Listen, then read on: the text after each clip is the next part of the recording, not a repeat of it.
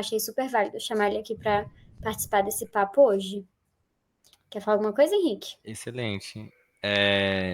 A Sabrina citou bem a minha apresentação e a área de inovação, então a gente atua muito nessa frente. E assim, vocês podem estar se perguntando um pouquinho o que que é esse marketing tradicional que a Sabrina diz, né? Porque tem a bifurcação em dois, né? Que é o marketing digital e o estratégico. E o marketing tradicional, ele é justamente essa parte mais estratégica, onde que o cliente ele não quer ter um posicionamento tão assertivo dentro do digital, mas ele ainda quer expor sua marca de uma maneira em que faça sentido. Então, tipo assim, a gente vai se aprofundar um pouquinho mais nessas duas frentes, mas a gente quer escutar um pouquinho de vocês, assim, o que que vocês querem saber de fato com a solução de plano de marketing, o que que vocês esperam alcançar, quais são as suas dores, então explica um pouquinho para a gente conseguir direcionar melhor a reunião, pessoal, por favor.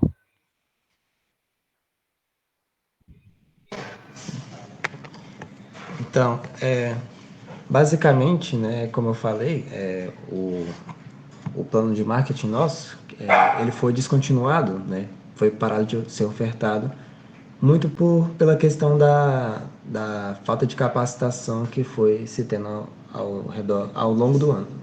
Ao longo do ano não, né? Ao longo dos anos, né? Muito por essa característica, né, das EJs, que às vezes uma pessoa sai e o conhecimento vai com ela, porque não foi documentado. Perfeito. Então, nós estamos nessa etapa de reestruturação do serviço. Então, a gente está partindo do início mesmo para voltar com todo esse serviço. Então, toda informação para a gente é muito útil, principalmente na questão da formulação, como formula o serviço de plano de marketing, como é ofertado, e Uhum. principalmente também como acontece essa capacitação e como manter essa capacitação, que é o nosso grande calcanhar de Aquiles, assim, se eu posso dizer. Legal. Perfeito. Sabrina, você quer começar falando um pouquinho do plano de marketing tradicional ou você quer que eu já entre nas Não, etapas e tudo mais? pode falar, Ah, eu vou complementando aqui. tá, perfeito. Então, primeiramente, bem-vinda, Camille. Agora a gente está te vendo tranquilo, viu? E aí, pessoal, qualquer dúvida que vocês tiverem, fiquem à vontade para poder falar, tirar suas dúvidas, opinar. Então, super pertinente, é um momento de troca aqui nosso. E aí, Sabrina, fique à vontade também para me complementar. Então, como a Sabrina comentou no início, a gente tem a diferenciação do nosso plano de marketing segmentado em duas partes. Primeiro, o plano de marketing estratégico, que é justamente onde a empresa não quer ter um posicionamento digital tão assertivo, mas ela ainda quer expor sua marca de uma maneira eficiente. E a gente tem a parte do plano de marketing digital, que a Sabrina vai aprofundar um pouquinho mais depois. Então, eu vou falar um pouquinho do plano de marketing tradicional, porque foi uma solução nossa que foi revista recentemente, mais especificamente no bimestre passado, onde a gente fez alguns incrementos de metodologias e alguns outros fatores que se complementam para poder aumentar o valor percebido dos clientes. Então, vamos começar aqui no macro, né? Como que as nossas soluções elas são divididas. Então, no primeiro momento, a gente tem o nosso planejamento em imersão, né? Que é quando a equipe ela se reúne para poder entender de fato ali as principais necessidades do cliente, as principais dores. Então, a partir do planejamento em imersão, a equipe se reúne e vai entender ali o que faz sentido para o cliente, porque às vezes os clientes podem querer ter uma mesma solução de plano de marketing, mas eles possuem dores diferentes. Então, logicamente, o projeto ele vai seguir um rumo diferente a depender da dor do cliente. Então, na primeira semana, a gente faz muito essa identificação do que o cliente precisa. Seguindo, a gente tem a parte de análise externa. Então, quando a gente fala de análise externa, a gente começa a fazer uma análise de mercado e uma análise da concorrência. Então, a gente faz essa segmentação para entender o nosso mercado, na verdade, um mercado em que o cliente está inserido, para a gente conseguir apresentar dados. Então, cara, o setor em que você está inserido, ele ainda é relevante, ele tem potencial de crescimento, ou se não é um setor que está esfriando, que a gente precisa trazer essas práticas. Então, basicamente, na análise de mercado, a gente vai analisar números sobre crescimento do mercado. E aí, vai lá, Kayuri. Opa, deu um ecozinho aí, mas tá tranquilo. Aí. Então, nessa etapa de análise de mercado, é, é onde vocês acham os dados? Vocês fazem alguma espécie de pesquisa de mercado, aquela tradicional, que é formulário, alguma coisa assim? Legal. Não, a gente não faz com nenhum formulário. Nesse momento, a gente capta mais informações de pesquisa desk. Então, a gente pesquisa mais insights, então, tendências mesmo. A gente basicamente faz toda a identificação do crescimento do mercado. Então, eu vou até mandar aqui no chat a metodologia que a gente utiliza, que é a Samsung. Então, basicamente, nessa metodologia, a gente faz uma análise do tamanho do mercado, que é o TAM. O SAM, a gente faz a segmentação do mercado, e o SOM a gente faz alinhado com o nicho.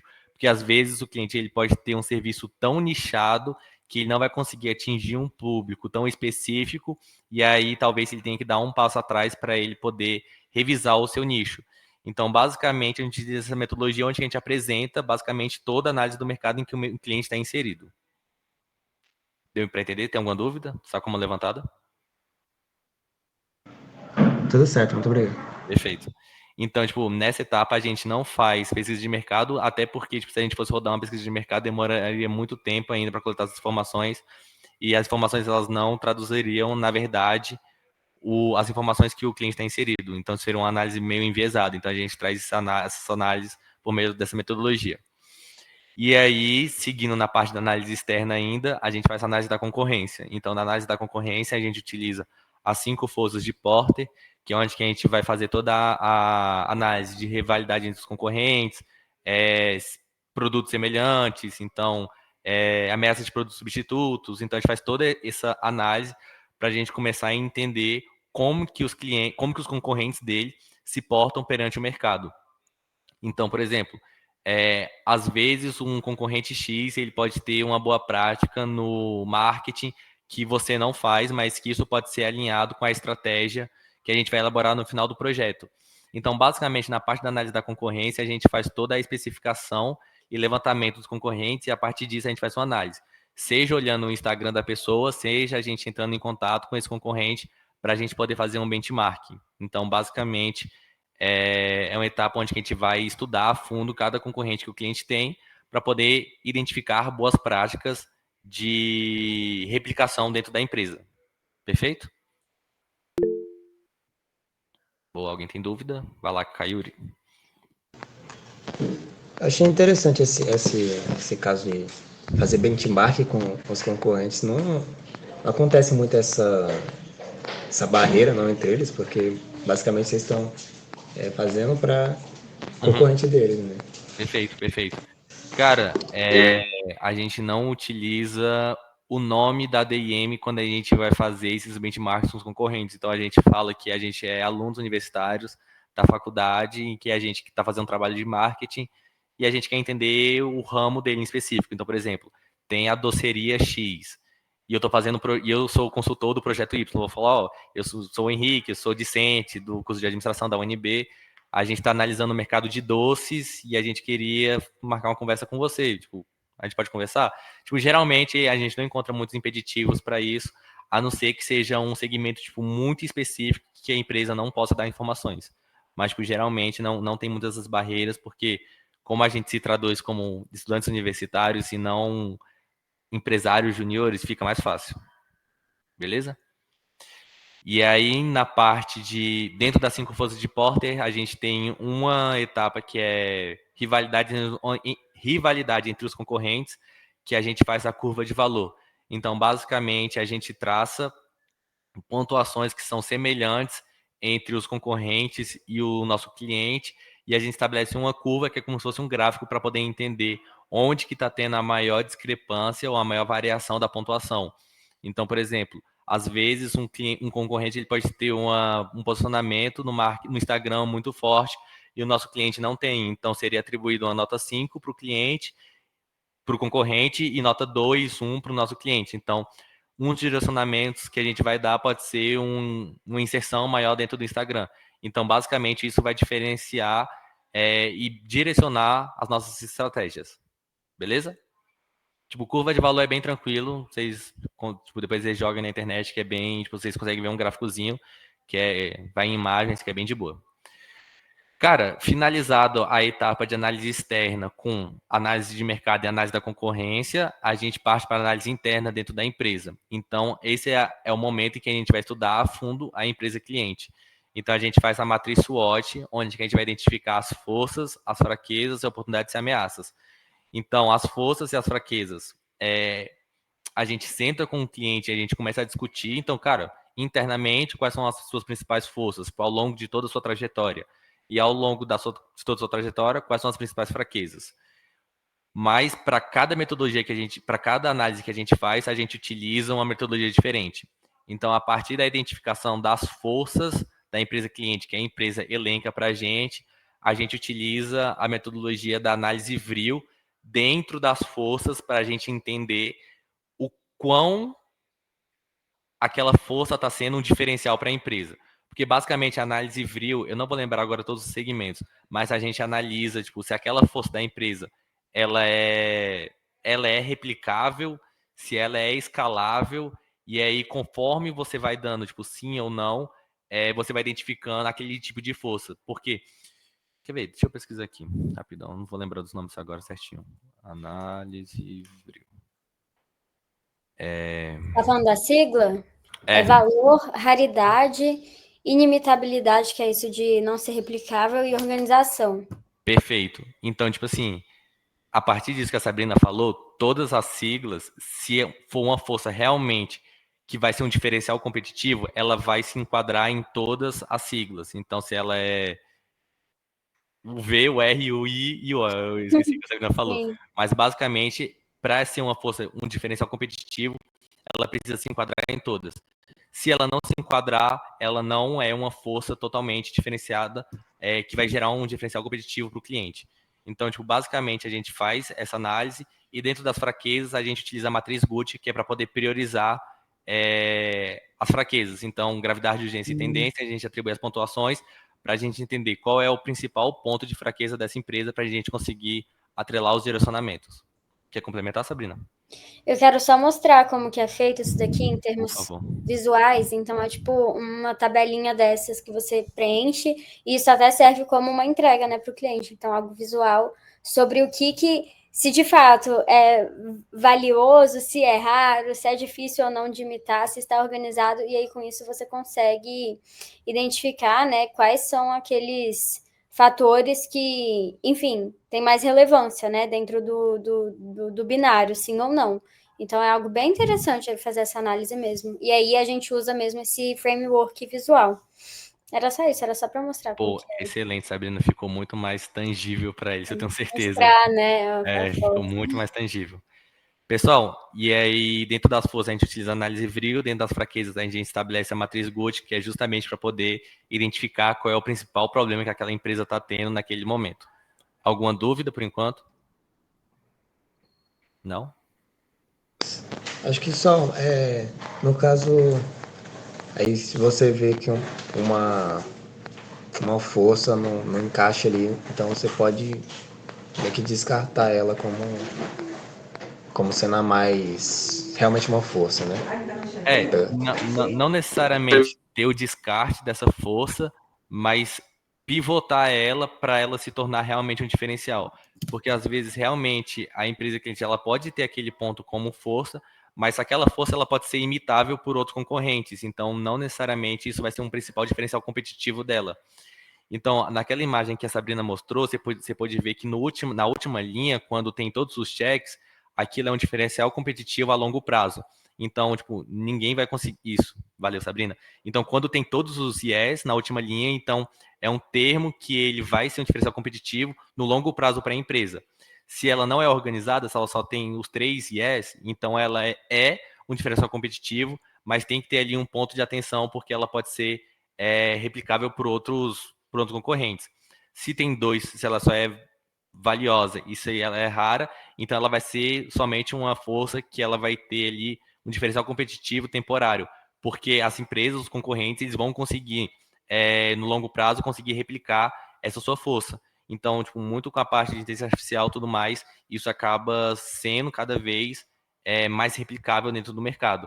E se ela só é valiosa, ela é uma força, mas ela entra num padrão competitivo. Então, tipo assim, ela é uma força, mas não necessariamente ela é exclusiva da sua empresa. Então, outras empresas elas conseguem se apropriar da mesma força para conseguir também alcançar os mesmos resultados. Valeu por compartilhar, Sabrina. Ficou mais claro para vocês? Ficou sim. Boa, excelente. Obrigado. E aí, só retomando, nas fraquezas a gente faz a matriz Guth para poder fazer toda a parte de gravidade, urgência e tendência para entender qual é o principal gap daquela empresa para a gente conseguir direcionar os nossos planos de ação. Na parte de ameaças e oportunidades, a gente não utiliza nenhum framework, porque a gente já utilizou na parte de análise externa a metodologia do Tan Sanson e das 5 forças de Porter. Então, nessa ameaça, tipo assim, quando a gente faz a análise de mercado, a gente identifica se o mercado está em ascensão, se está em declínio, e aí a partir disso a gente identifica o que é ameaça ou o que é uma oportunidade. Beleza? Então, tipo, aqui a gente não se aprofunda muito, porque na parte de análise externa a gente já fez toda essa diferenciação. E aí a gente vai para a parte do posicionamento estratégico, que é a terceira etapa, onde que a gente faz a definição do público-alvo. Então, a partir disso, a gente estabelece o ICP. Então, a gente utiliza muito da análise externa que a gente identificou e a gente estabelece o Ideal Customer Profile. Vocês têm conhecimento ou querem que eu aprofunde nisso? Eu já ouvi falar, mas eu não me recordo. Boa. Perfeito. Quer falar um pouco dessa parte de ICP e personas, por favor? Eu posso sim. Você está gastando saliva, né? E eu aqui, que é boa. Beleza, então, nesse momento de identificar o ICP, o público-alvo, a persona, é o momento da gente destrinchar para quem que a gente vai direcionar a estratégia, né? Então, é tipo uma etapa extremamente importante para direcionar o resto do plano de marketing. E aí, nesse momento, a gente segue como se fosse uma pirâmide. Então, tem a base, que é o público-alvo. Então, você vai traçar de forma mais genérica quem é aquele público que aquela empresa quer alcançar. Então, homens e mulheres de 30 a 50 anos, enfim, algo bem mais abrangente. A gente passa por ICP, que em português é perfil de cliente ideal, se eu não me engano, e aí a gente vai começar a explorar aspectos mais comportamentais, talvez um pouco mais direcionados e específicos para aquele público. Então, dependendo, traçar qual é o tipo de empresa que aquela pessoa possa trabalhar, né? Se o modelo for B2B, enfim, ou alguns hábitos de consumo, o que aquela pessoa procura. E aí, por fim, então, afinando ainda mais, né? Afunilando, a gente chega na persona, que é a representação de um cliente muito ideal. Então, você vai mapear as dores dessa persona, você vai mapear as necessidades que ela tem, os costumes que ela tem dentro da sua rotina. Então, depende muito, né, do que a empresa vende para você direcionar isso de fato, mas você pode falar de hábitos saudáveis, hábitos de consumo, o trabalho, enfim, relacionamentos. Você também mapeia quais são as redes sociais que esse público utiliza, qual que é a renda dessa pessoa, o que ela faz no tempo livre dela. Então, você faz todo um mapeamento, como se você estivesse realmente descrevendo uma pessoa e toda a sua vida, para direcionar ainda mais as estratégias de marketing. Então, eu travei para alguém? Não, tá tranquilo. Tá. Então, basicamente é isso. É uma etapa, de certa forma, tranquila. Ela envolve pesquisa desk para, enfim, você entender qual é o público de outras empresas similares e também, né, o que o mercado pede hoje em dia.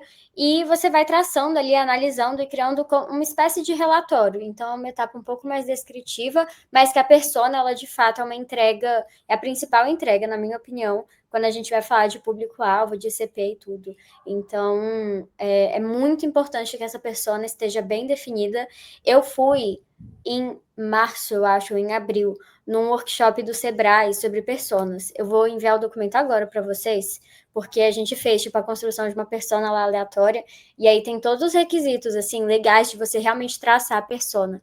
Eu só tenho que achar para quem que eu enviei esse documento. Mas, enfim, eu acho que é isso, Henrique. Quer complementar com mais alguma coisa? Acho que não tem muito mistério, não. Antes de complementar, o Kaiuri tem uma dúvida. Pode falar, Kaiuri.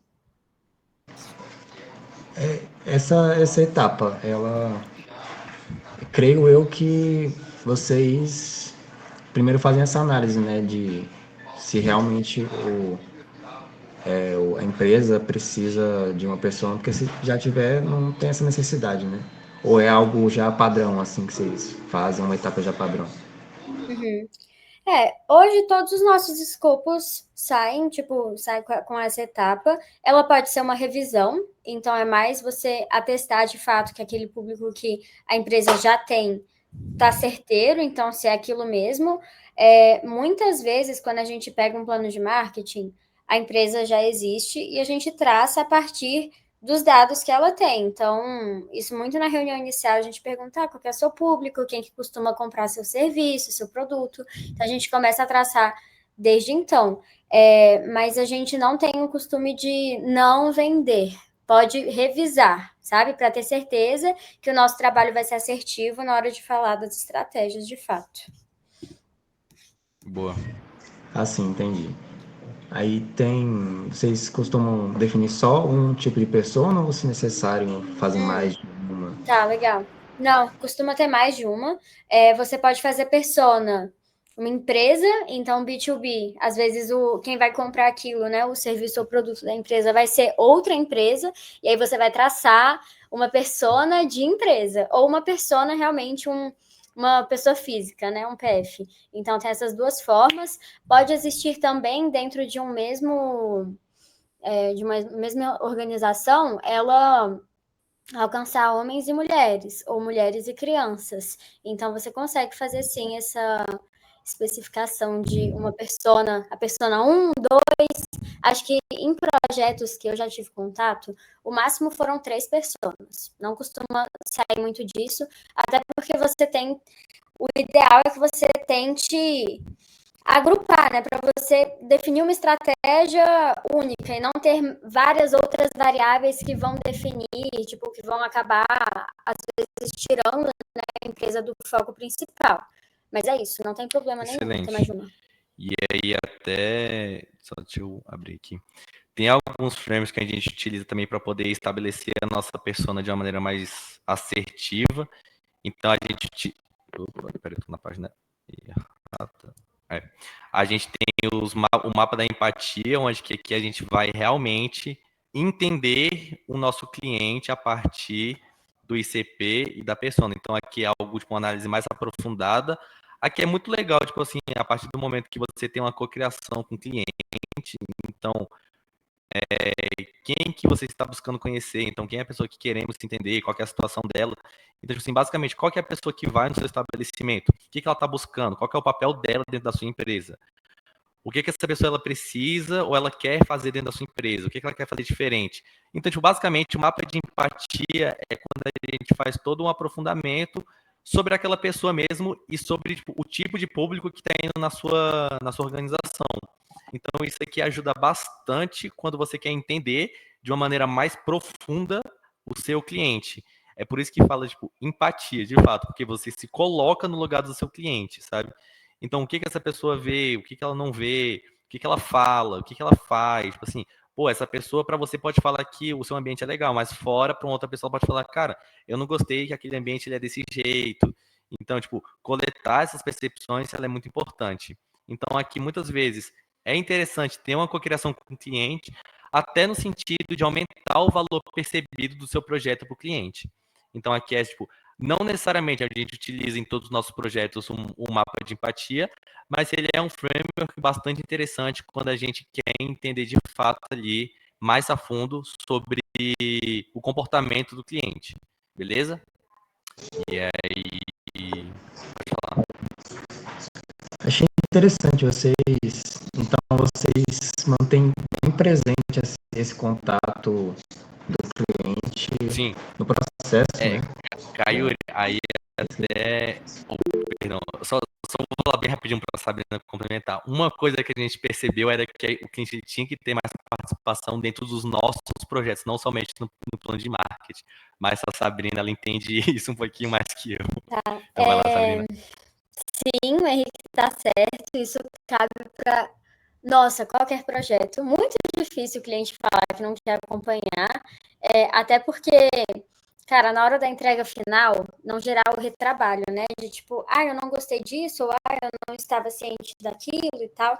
Então, a fins de respaldo mesmo nosso, sabe? Do nosso trabalho. E aí, em plano de marketing, eu acho muito, muito importante ter esse contato presente, porque eu vejo o marketing como algo muito criativo, né? Óbvio que você tem metodologia e estratégia, mas a pessoa tem que estar presente, ela que vai tocando no mercado, enfim.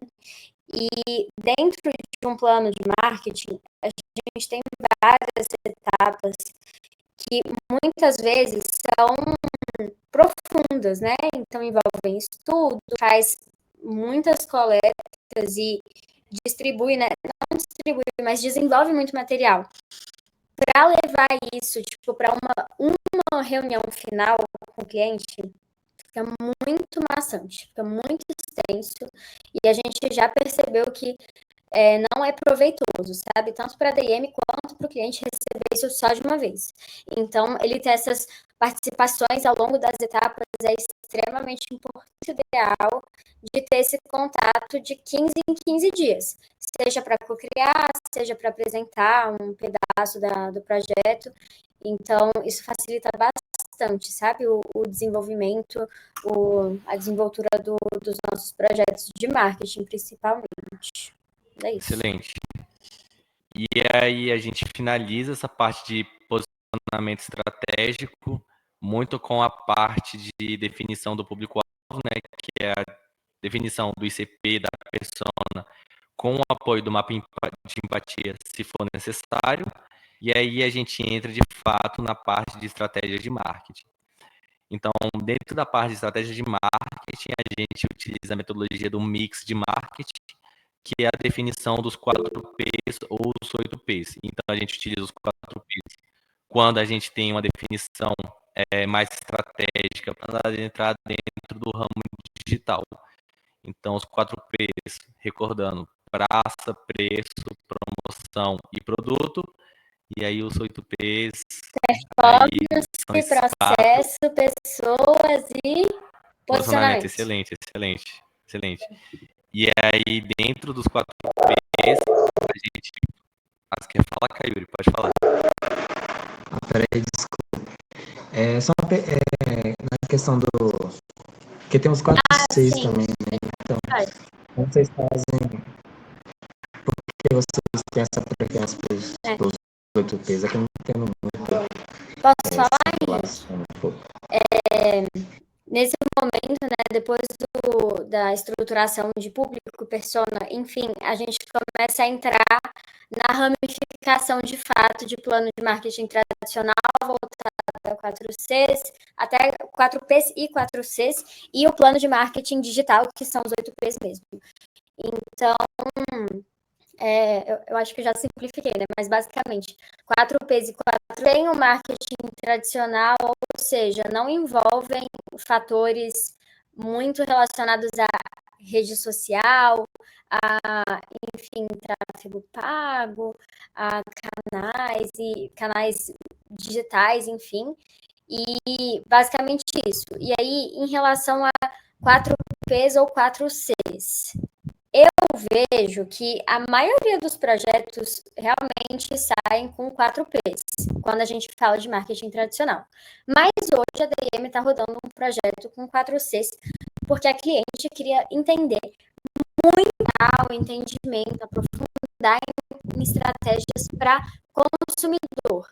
Então, era o ponto principal, assim, de necessidade dela. 4Ps, ele acaba abrangendo, claro, a produto, prazo, preço, promoção. Tá, não, então eu viajei. Não tem esse lado tão voltado a pessoas. Então, são fatores mais genéricos de organização, que são esses que a gente citou, do Kotler. E os 8Ps é fundamental, que é um assunto que a empresa precisa ter, precisa dominar para ela alavancar os resultados dela, enfim, no Google Ads da vida, no Google, em sites, enfim, em alcance de fato. E é meio que isso. Aí eu acho que eu expliquei meio embolado. Mas esse é o momento que a gente começa a separar o que é Excelente, tradicional e excelente. digital. E aí, só um Beleza? complemento, tipo, a definição, se vai ser 4Ps, 8Ps ou 4Cs, depende do que o cliente quer entender. Se o cliente quiser entender mais dos seus clientes, a gente vai utilizar os 4Cs. Se ele quiser entender mais ali dos seus produtos e do posicionamento, a gente utiliza os 4Ps. Se ele quiser ali uma análise mais digital, a gente utiliza os 8Ps. Basicamente, essa definição. Mas aí falando agora, tipo assim, visão de inovação, particularmente, é muito perigoso você deixar aberto para várias metodologias, porque você não consegue ter o controle de qualidade das pessoas que estão fazendo. E a maior quantidade de metodologias você consegue centralizar e verticalizar melhor o conhecimento das pessoas. Então, por exemplo, tipo assim, se eu fosse optar pelos 4Ps ou os 4Cs, eu, sei lá, poderia fazer os 4Ps. A Sabrina poderia fazer os 4Cs. Então, a Sabrina, ela pode, mas na hora de fazer um projeto, tipo, não teria a mesma qualidade final, porque a Sabrina sabe mais do que eu. E aí, tipo, isso fica um pouco discrepante, acaba podendo diferenciar a qualidade do projeto final. Então, tipo assim, a gente deixa muito aberto, mas a gente evita ter essas grandes opções de metodologias. A gente sempre tenta trazer uma ou duas no máximo para poder padronizar todo o conhecimento das pessoas. Então, esse é um ponto que tem que ser levado em consideração, que a gente está aprendendo aí ao longo do tempo. Beleza? Linkado Fala, com isso que Sabrina. você falou, tá completamente certo. Eu vejo como estratégico, talvez, separar em 4Ps e 8Ps. Por quê? 4Ps é base. Então, se uma pessoa sabe 8Ps, ela tem que saber 4Ps também. E 8Ps, se a gente for analisar o mercado como um todo, tem muito crescimento digital. Então, uma consultoria que talvez não tenha, né, essa proficiência para falar sobre 8Ps, talvez não se diferencie tanto, porque é a necessidade de muitas empresas hoje, sabe? Se destacar no meio digital. Então, o 4Cs ele é muito complemento, mas o 4Ps e 8Ps eu vejo que eles já resolvem muito, sabe, dos problemas. Esse projeto que eu dei como exemplo, ele é muita exceção. Ano passado a gente não vendeu nenhum projeto com 4Cs, e eu acho que ano retrasado também não. Então, só ouvi falar, porque, óbvio, a gente está no meio universitário, a gente conhece das metodologias, mas não é algo muito aplicado no nosso dia a dia. Boa, excelente, excelente. E aí, pessoal, dentro dos 4Ps ou os 8Ps, a gente utiliza algumas outras metodologias ainda dentro disso. Então, por exemplo, quando a gente faz uma análise de produtos dentro dos 4Ps, a gente pode utilizar a matriz BCG. Vocês estão Vocês têm conhecimento dela? Tem? Excelente. Então, basicamente, na matriz BCG, a gente faz essa identificação, né, de qual produto é estrela, qual que é um questionamento, faca leiteira e abacaxi. E por que que é interessante disso?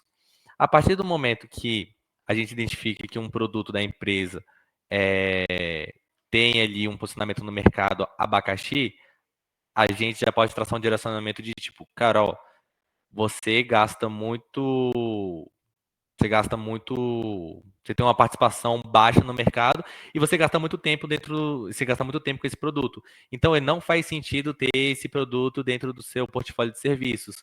Então, não vale a pena você ofertar ele dentro dos seus canais de comunicação. Então, um direcionamento que a gente pode dar é sobre a eliminação dele. Mas a gente também pode identificar de um produto que ele ainda é um questionamento. Então, tipo, é uma dúvida para a gente se ele vai vingar ou não. Então, talvez ele tenha que ter um investimento ali, mas um investimento mais moderado e com atenção, um investimento mais cauteloso. Assim como a gente pode ter uma vaca leiteira e o cliente não sabe. Então, a partir do momento que a gente traz essa matriz, a gente consegue apresentar para o cliente quais são os seus principais produtos e onde que eles estão alocados. Se o produto é uma estrela, se está gerando muita rentabilidade, se o produto é uma vaca leiteira, então está gerando sempre receita para a empresa cliente e tem um baixo custo. Se é um produto muito ruim, que no caso é um abacaxi, ou se ele é uma dúvida e ele ainda precisa ter uma validação dentro do mercado. Beleza? Eu acho que caiu, ele caiu. Ah, não, ele fechou a câmera, tá tranquilo. Excelente, pessoal. E aí a gente utiliza essa metodologia para a gente conseguir dar mais essa visibilidade para o cliente. E aí, aqui a gente tem uma metodologia que a gente está testando ainda como que a gente vai fazer toda essa implementação, que é a parte de canais de aquisição e funil de vendas para o cliente. Então, a gente pode utilizar... Eu vou mandar nos dois, no chat, porque isso vai ser necessário que vocês se aprofundem depois. Opa, peraí. Omnichannel. Cara, eu não vou saber explicar muito a fundo isso para vocês, porque quem fez foi tipo quem validou essa ideia foi um analista de inovação minha, que ela tem muito conhecimento de marketing, mas a Sabrina, ela sabe muito de marketing também, então caso ela queira se aprofundar, fique à vontade. Mas basicamente essa parte, tipo, a gente tenta estruturar um funil de vendas alinhado com o ICP, com a persona, com o mapa de empatia que a gente designou, com todas as análises, com a parte da matriz BCG. Então aqui a gente faz todo um conglomerado de tudo que a gente identificou.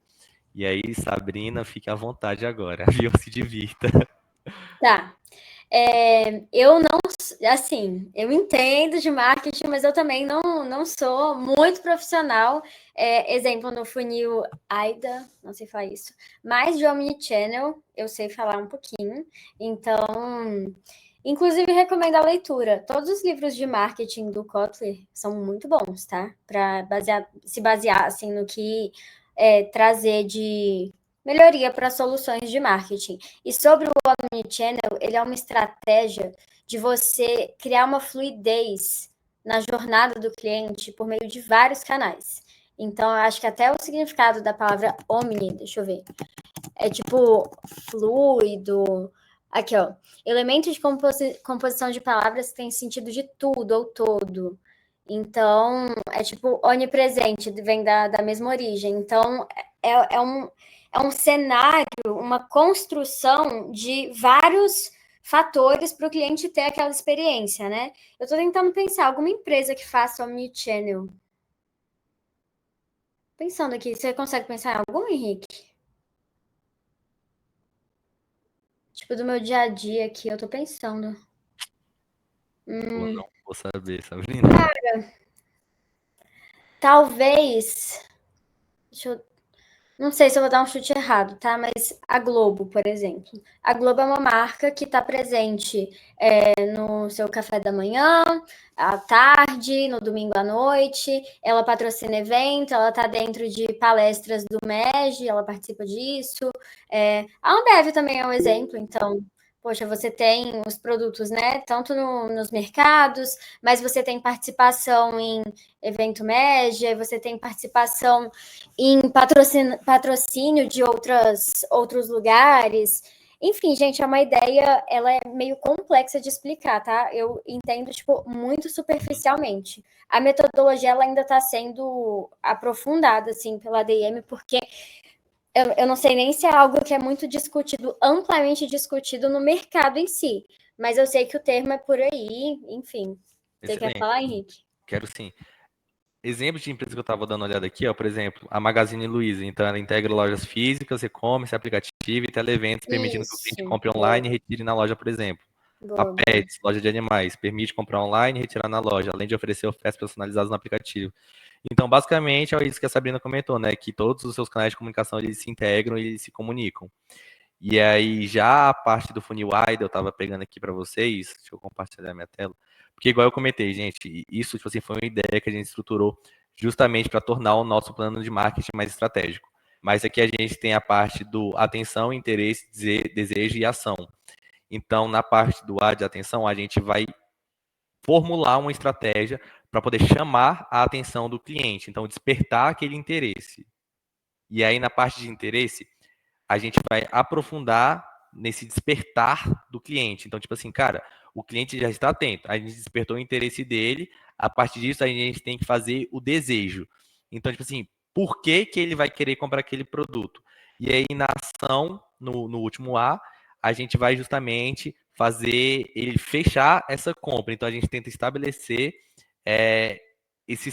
essas 4 definições para a gente conseguir direcionar o cliente para vender mais. Então, basicamente, tipo, a gente tenta criar tipo um roteiro. Dentro do comercial tem o spin selling. E tipo, o AIDA, ele entra muito questão, mas de persuasão, entendeu? Não é igual o Spin Selling, mas ele segue ali o mesmo segmento. Então, o Spin Selling você tenta ali seduzir o seu cliente para poder tentar vender, e o AIDA é a mesma coisa, você desperta o interesse na venda. Então, igual eu comentei, caso vocês tenham interesse em aprofundar essas metodologias, principalmente o AIDA e o Omnichannel, tipo, vocês têm que estudar um pouquinho mais, até porque tipo, a gente está estruturando isso ainda, mas a gente vê que isso gera valor para o cliente ele gosta. Porque tipo, o planejamento, o plano de marketing ele é estratégico até certo ponto, mas a gente também tem que dar os meios para o cliente conseguir replicar. Então a gente identificou que esses canais eles são os principais. Alguma dúvida, gente? Eu sei que essa parte ficou um pouquinho rasa, porque a gente não soube explicar muito bem, mas é porque está sendo estruturada. Ou está tranquilo? Boa, boa, excelente. E aí, pessoal, para a gente finalizar o nosso projeto, a gente tem os indicadores. E aí, o que são os indicadores? Então, basicamente, nessa etapa, a gente vai ter a definição do plano de ação para o cliente. Então, lembra, na primeira etapa do projeto, quando eu falei que vai ter o planejamento e imersão, que a gente vai entender a dor do cliente, nessa etapa dos indicadores, a gente volta nessas dores do cliente e a gente vai identificar, cara, o que que o cliente quer, o que que o cliente precisa. O cliente ele precisa que tenha maior, por exemplo, que as pessoas entrem mais no site, mais impressão no site da pessoa. Então a gente coloca um indicador para poder mensurar essa taxa de visitação nos sites. Então, tipo, basicamente a gente começa a mapear quais são os principais pontos que os clientes precisam ter e a gente começa a fazer essa mensuração. Então, tipo assim, cara, o cliente precisa ter maior engajamento nas postagens do Instagram. Então, tipo, o Instagram ele dá essas métricas para as empresas que se denominam como empreendedoras dentro da rede. Então a gente coloca, ó, aumentar a taxa de impressão no Instagram em tantos por cento. E aí a gente faz uma mensuração antes e uma mensuração depois para poder entender o quanto que o projeto está ajudando nessa mensuração e nessa otimização da empresa cliente. Então, basicamente, os indicadores, a gente estabelece qual é a dor e a gente traça um indicador em cima disso. Só uma pergunta, vocês fazem esse acompanhamento desses indicadores durante, de acordo com você vai tendo contato com o cliente, porque vocês têm esse contato bem frequente, né? Aham. Boa. Antes da Sabrina falar, que eu acho que ela quer complementar a minha fala, essa parte de acompanhamento aí tipo, já entra num outro fator nosso, que é a pós-entrega que a gente tem dos nossos projetos. Então, tipo, passando bem por cima mesmo. A pós-entrega, basicamente, a gente finaliza o nosso projeto, a gente apresenta para a empresa cliente. Dentro na empresa cliente, eles vão ter uma semana para poder ler o projeto e tirar todas as dúvidas com a gente. Depois que eles tiram todas as dúvidas, a gente tem um período de 3 a 4 semanas, onde que a gente fica disponível para o cliente para poder fazer essa mensuração, esse suporte, tirar dúvidas para ele.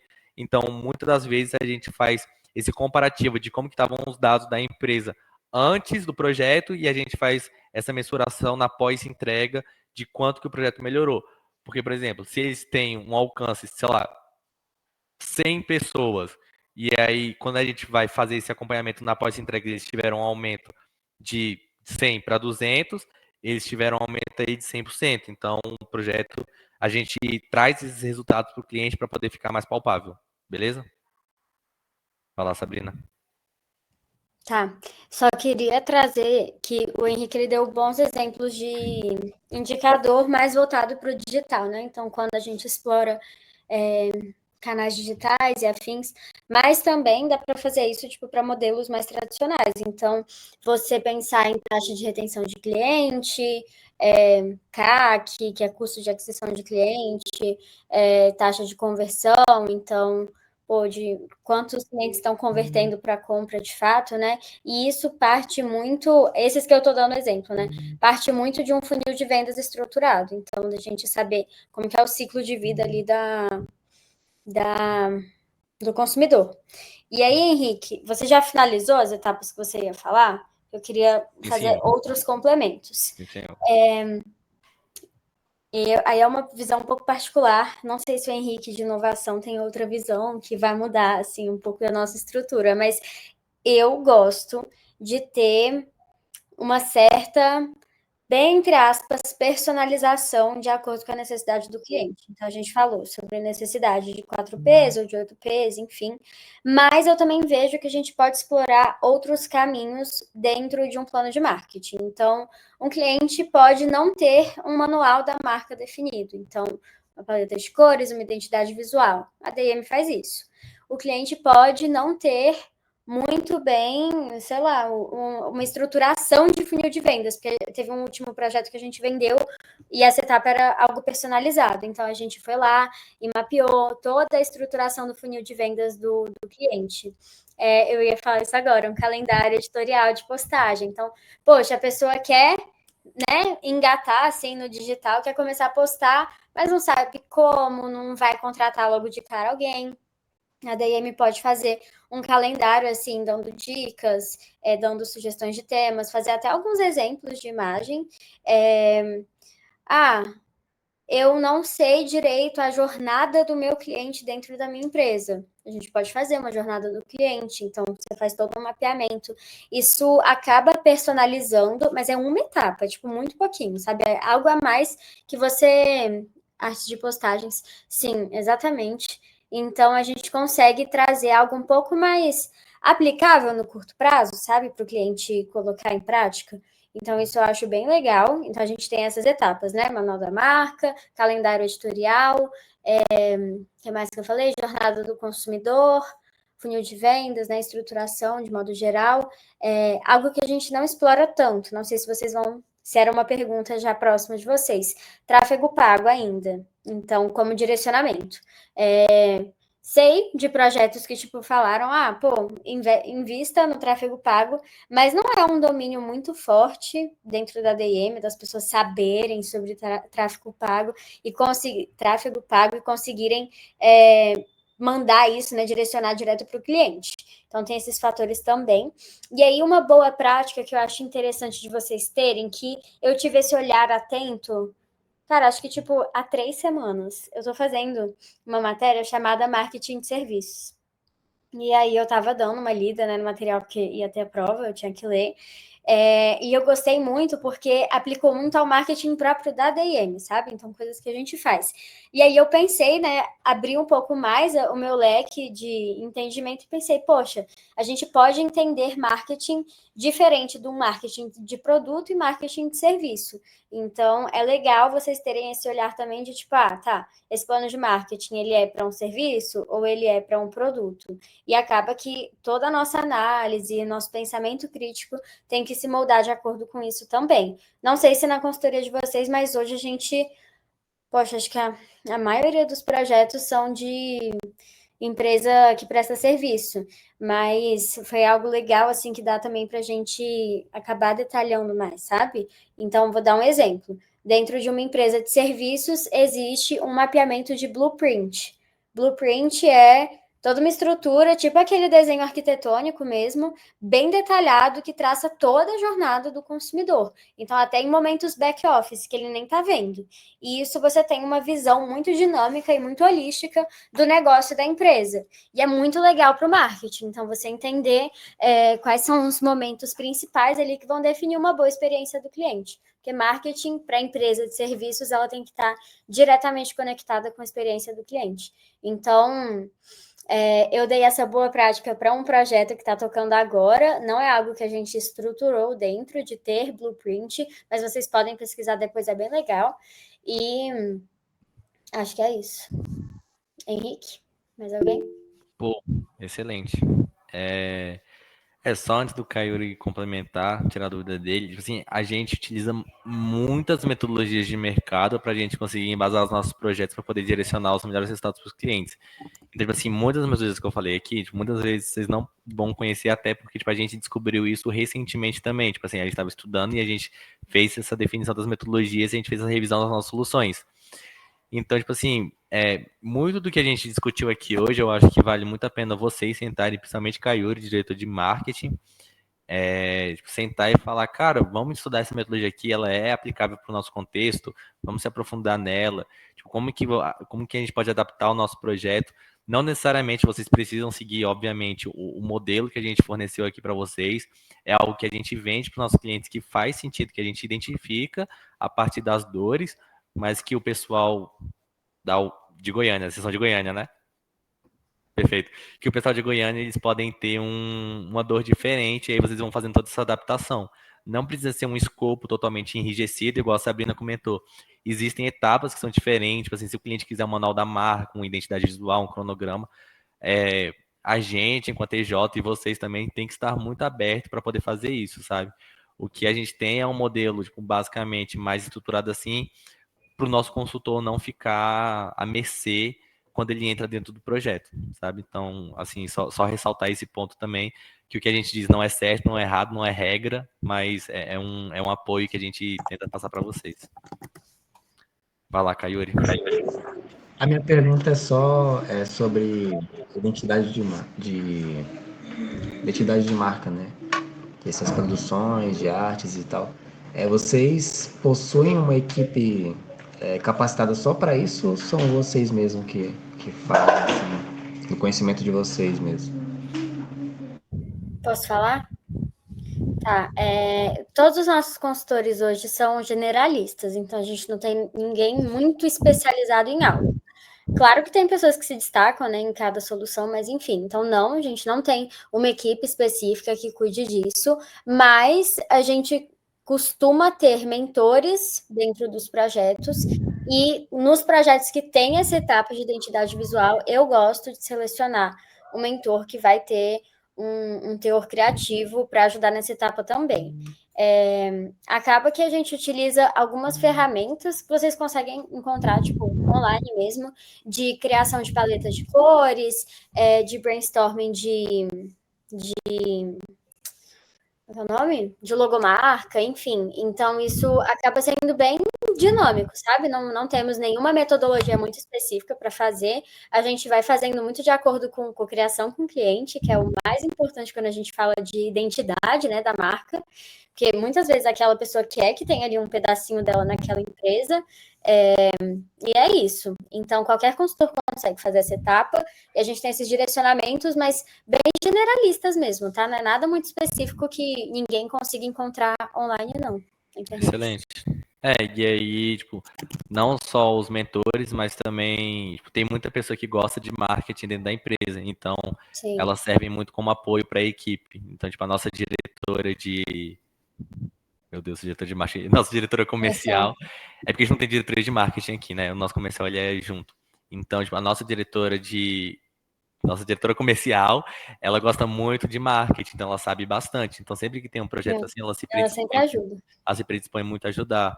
A gente tem também um time de marketing de eventos. Então, tipo, que a gente faz eventos aqui em Brasília também. Então, ela é a pessoa do marketing de eventos, também gosta muito, então ela consegue apoiar. A Sabrina também conhece, então ela consegue apoiar os consultores. Então, tipo assim, a gente não tem uma base estruturada, mas cada pessoa ali tem um conhecimento, uma particularidade que ela consegue apoiar dentro dos projetos consultores. E é isso.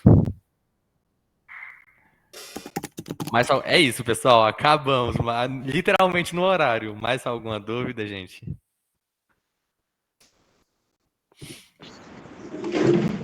Eu tenho mais algumas dúvidas, que foi me tendo assim ao decorrer da apresentação. Inclusive, muito boa a apresentação de vocês, foi uma aula, praticamente. Mas eu queria saber como vocês fazem essa manutenção e capacitação dos membros. Como vocês fazem para não perder isso? Quer comentar, Sabrina? Quer que eu comente? Pode falar. Você tá mais imerso, né, nisso da gestão de conhecimento. Pô, excelente. Cara, a primeira coisa, o nosso programa Trainee, ele é muito robusto, então ele tem ali 4, 5 meses, onde que todos os trainees passam por todas as soluções do nosso portfólio. Então, querendo ou não, eles fazem a solução de plano de marketing. Então, dentro do trainee, eles já aprendem a fazer o plano de marketing em si. Então, esse é um ponto que é o primeiro ponto de contato que eles têm com a solução. Então, eles saem do treinamento já sabendo fazer todas as soluções. Não necessariamente eles saem com conhecimento tão aprofundado de todas as soluções, mas eles têm um conhecimento básico. Então, eles não estão à mercê dentro da área. Primeiro passo.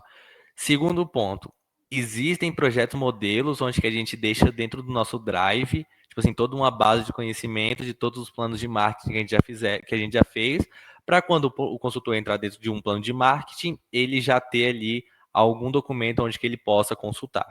Esse é o segundo ponto. O terceiro ponto é a gente tem estruturado recentemente uma base de conhecimento de todas as metodologias a partir das soluções. Então, essas metodologias que eu falei para vocês, de Tansanson, que é análise de mercado, 5 forças de Porter, mapa de empatia, matriz BCG, SWOT, tipo assim, todas as metodologias a gente deixa descrita dentro de um documento onde o consultor ele tem acesso. Cara, beleza, cheguei na etapa de jornada do cliente, não sei como fazer. Primeiro passo, você vai estudar? Não vai. Então a gente dá todo o documento já estruturado para ele poder se aprofundar. Então, ó, para você fazer essa metodologia, você precisa fazer isso, isso e isso.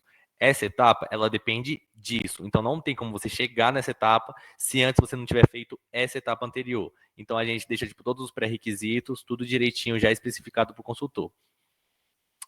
Segundo, quarto passo, acredito, quinto, não sei.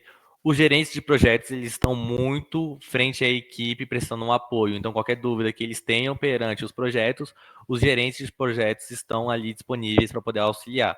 Então, em cada etapa que os consultores vão iniciar, os gerentes estão ali prestando um apoio. Então, do mesmo jeito que a gente tem as bases de metodologia, os gerentes têm o know-how suficiente para poder sentar com o consultor e explicar, oh, você vai fazer isso dessa maneira, eu espero isso, o cliente tem essa dor, ele espera isso de vocês, e assim por diante. Então, basicamente, tipo assim, toda a nossa base de conhecimento, ela gira em torno dos projetos que já foram realizados, das metodologias que a gente definiu e que a gente tem estruturado um documento para poder deixar mais tangível para os consultores, até para facilitar o estudo deles. E desde o treinamento, eles já têm contato com todas as soluções do nosso portfólio para já terem ali um conhecimento. Alguns têm um conhecimento mais básico, outros têm um conhecimento mais avançado, outros têm intermediários, tudo depende do empenho da pessoa, mas onde que eles já sobem para a área de projetos com conhecimento ali relativamente estruturado. Se quiser complementar, Sabrina, fica à vontade, mas acredito que abordou tudo. É isso. Kayuri, alguma dúvida a mais? Tá tudo certo, entendi. Eu só tenho mais algumas dúvidas. Aham. Eu vou acabar. Assim, foi uma construção, né, para vocês. Sim. Construir o valor de vocês que vocês têm hoje, né? Principalmente, acredito que venha a questão do serviço, né, que eu falo. Acredito que venha muito de quem vocês são como empresa, que inclusive para mim vocês são uma referência, assim, desde que eu cheguei na Brava, eu me inspirava muito no Instagram de vocês, né? Que eu fazia as artes e tal. Mas fora o valor que vocês têm como empresa, é como vocês agregam o valor do serviço em si. Pô, excelente. Sabrina, quer ir um pouquinho? Encantamento de Tá. cliente. O quê? Encantamento de cliente. Ai, meu Deus, tá. Cara, é um tópico difícil, né? Porque cada pessoa identifica valor mesmo de uma forma. Mas hoje, o que a gente tenta fazer? Acho que a experiência do cliente, ela começa, de fato, na venda, né? No pré-venda. Então, hoje nosso processo comercial está sendo revisado, pensando em mais eficiência, de forma geral. Então, a gente chegar com algo mais aplicável para o cliente direto. Hoje a gente tem, na maioria das vezes, participação de alguém de projetos na hora de vender um projeto, para dar mais credibilidade àquela venda, né, aquela solução. Então, alguém que realmente vai saber tirar as dúvidas e falar sobre o projeto em si. A gente hoje também, né, iniciando um projeto, temos um agente chamado Customer Success, o CS do projeto, e ele cuida da satisfação do nosso cliente ao longo de toda a execução. Ele é uma pessoa um pouco externa, então ele não está ele está mais voltado para realmente querer que o cliente esteja bem do que de fato sobre a equipe. Então, ele faz coleta individual com o cliente de 15 em 15 dias, na teoria, né? Alguns projetos podem mudar esse prazo, mas pensando sempre em coletar feedback, ver o que dá para melhorar no projeto para aumentar a satisfação dos nossos clientes. E é muito do que eu já falei, então ao longo do projeto a gente tenta ter esse contato próximo e mostrar o trabalho que está sendo realizado, né, ao longo do tempo, para o cliente, enfim, materializar, né, ver aquele resultado de fato. E depois que os nossos projetos finalizam, a gente tem o que a gente chama de pós-entrega. Então, é um momento que a gente faz uma transição suave do que seria uma consultoria e uma assessoria, em termos bem gerais mesmo. Então, são 5 semanas ali que a equipe se dispõe a ajudar de uma forma mais efetiva a tirar do papel tudo aquilo que eles colocaram como direcionamento, plano de ação para melhorias, né, da empresa do cliente. Óbvio que a gente faz isso ao longo do projeto, tá? Então, projetos maiores, a gente costuma dar suporte para a implementação do cliente, mas a gente tem essa etapa final, que é para, enfim, fechar bem o projeto, sabe? E, tinha mais alguma coisa que eu ia falar. Lembrei. Tá bem inicial ainda, mas é uma coisa que eu vou trabalhar muito com o Henrique ao longo desse bimestre, que é a gente criar uma ferramenta de acompanhamento para o cliente. Então, cara, nada melhor do que você contratar um serviço e entender o que está acontecendo ao longo do tempo. Então, a gente está pensando, né, numa forma legal de fazer uma página de acompanhamento do projeto para o cliente dentro do Notion, que é a nossa plataforma principal de acompanhamento de projeto, de gestão de conhecimento, tipo da ADM como um todo, e a gente viu essa janela de oportunidade para o cliente saber, né, mais a fundo do que de fato, como está sendo a produção, o andamento, enfim. Eu acho que eu abordei, assim, todos os aspectos mais gerais de valor agregado, principalmente nesse final, que é o momento que a gente tenta implementar, né, o plano de ação para o cliente. Pode me complementar, Henrique. Pô, excelente. A Sabrina falou tudo. Tipo, só um ponto que é muito importante, que a Sabrina tem enfatizado muito isso dentro da área de projetos e que eu acho que é muito relevante vocês fazerem isso também, é a comunicação dos consultores com o cliente. Bom ponto, esqueci de falar. Pois Pode é. falar aí. Mas, não, você pode até me complementar porque você sabe muito sobre isso. Mas, cara, a partir do momento em que o cliente não está sendo alinhado semanalmente, uma vez, 2 vezes por semana, com a finalização de cada etapa, o cliente ele não vai saber o que está acontecendo. Porque, por exemplo, o cliente ele gasta 10, 15 mil no seu projeto e, tipo, você não alinha ele. O cliente ele vai ficar desesperado, tipo assim, cadê o meu dinheiro? Entendeu? Então, tipo, tem que ter esse alinhamento, tipo assim, do consultor falar, ó, estamos nessa etapa, finalizamos isso, vamos partir para isso aqui agora, entregamos isso, fiz um bench, encontrei isso. Então, tipo, tipo assim, ter esse carinho com o cliente é muito importante. Não é só sobre você fazer o projeto, entregar o projeto e acabou.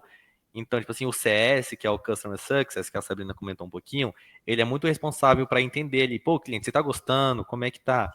Se o cliente ele fala, tipo, pro Customer Success, pô, não tô sendo alinhado, o Customer Success ele vai para a equipe e fala, ó, pô, equipe, vocês não estão alinhando o cliente tá achando ruim, vamos alinhar. Então, basicamente, tipo assim, essa parte de comunicação ela é muito importante. E outra coisa também que a gente sempre tenta gerar mais valor é no formato das nossas entregas. Então, ao invés da gente enviar um PDF, da gente enviar